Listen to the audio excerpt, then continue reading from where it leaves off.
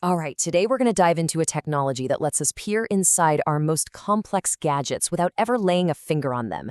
It's called computed laminography, and trust me, it's totally changing the game when it comes to finding microscopic flaws in everything from your phone to priceless pieces of history. I mean, think about the smartphone you're probably holding right now, or the battery inside an electric car. These things are incredible feats of engineering, just packed with these super thin, complex layers. But what happens when one tiny thing goes wrong deep inside? How do you even begin to look for a tiny crack or a bad connection when it's all sealed up? Well, that's the big question, right? That's what we're going to unpack today. So, the real problem here comes down to a very specific kind of object, things that are flat but also wide, what engineers call high aspect ratio samples. Think of a computer chip, a solar panel, or maybe even a fossil pressed flat over millions of years. For ages, being able to see inside these things without breaking them has been a massive headache for scientists. Okay, so your first thought might be, hey, what about a CT scan? I mean, we've all heard of them, right? In hospitals, computed tomography is an absolute miracle. It takes a whole bunch of X-ray images from different angles, and then a computer stitches them all together to create this detailed 3D model. It lets doctors see exactly what's happening inside our bodies. It's revolutionary stuff. But here's the catch. When you take that amazing, powerful CT scanner and you point it at something like a flat circuit board, well, that's where the magic kind of falls apart. Those crystal clear 3D images, they turn into this blurry, noisy mess, just full of errors. So this incredibly powerful tool, it has a huge blind spot. Okay, so let's really dig into why this happens. Why does a standard CT scan, which is so brilliant for looking at, say, a human body, fail so completely when it tries to look at something flat? And this slide just lays it out perfectly. See, on one side, you've got something like an apple. It's perfect for a CT scan. As it spins around, the X-rays pretty much pass through the same amount of stuff from every angle. But then you look at that circuit board, and it's a completely different story. When the board is turned sideways, the X-rays have to travel along its longest, flattest path, and they just get soaked up. All those tiny, dense components blur into one big mess, and you can't even get the board close enough to the X-ray source to get a good high-resolution image without it literally crashing into the machine. So this really breaks down the technical reasons why it fails. That long path for the X-rays, it leads to something called photon starvation. I mean, it sounds dramatic, but it's exactly what it is. So few X-rays actually make it through to the detector that you're left with basically just static. And all those overlapping parts, that's superimposition. It's like trying to read 10 pages of a book stacked right on top of each other. It's impossible. Bottom line, the traditional CT scan just was not built for this job. But what if you could just change the rules of the game? What if, instead of fighting the shape of the object, you just changed your approach?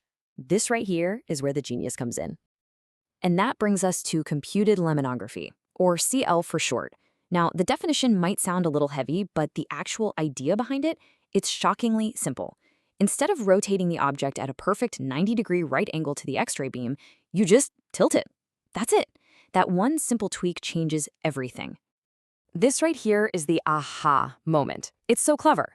With a normal CT scan, you're stuck at that 90-degree angle, which guarantees, at some point, the X-ray has to try and punch through that long, dense, flat side.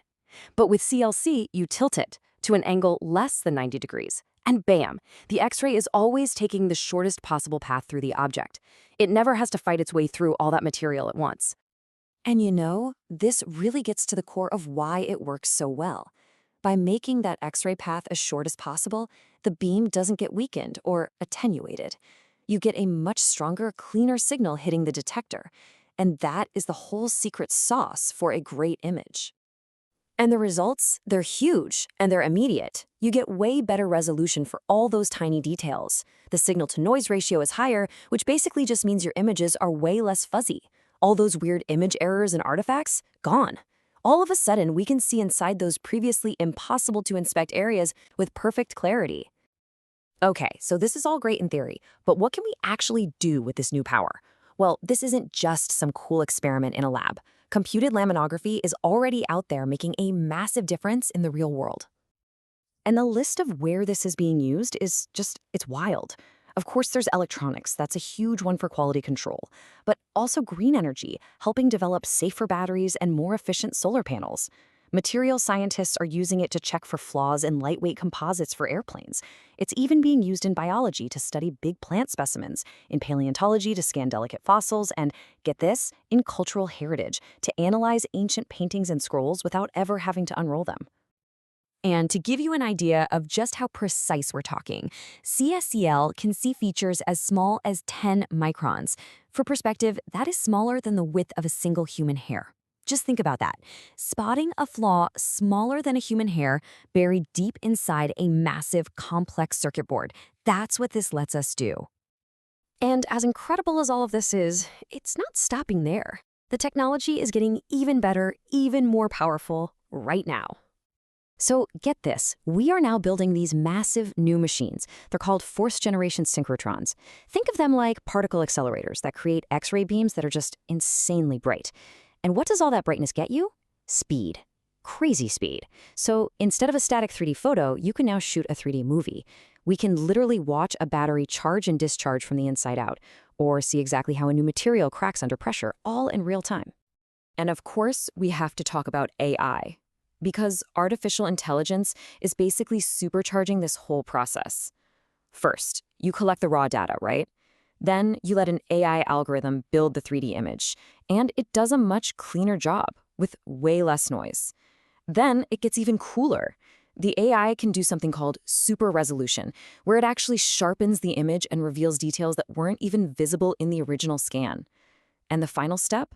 The AI can automatically scan the whole thing, flag any potential problems for an engineer, and turn a process that used to take days into a matter of minutes. So, when you step back and look at it, the story of computed laminography is just this amazing reminder that sometimes the biggest breakthroughs don't come from a bigger, more powerful tool. Sometimes they come from just a simple change in perspective. By just tilting our point of view, we've unlocked this entire hidden world inside the technology that powers our lives. And that really leaves you with a fascinating question. What else is just waiting to be discovered, hiding right there in plain sight?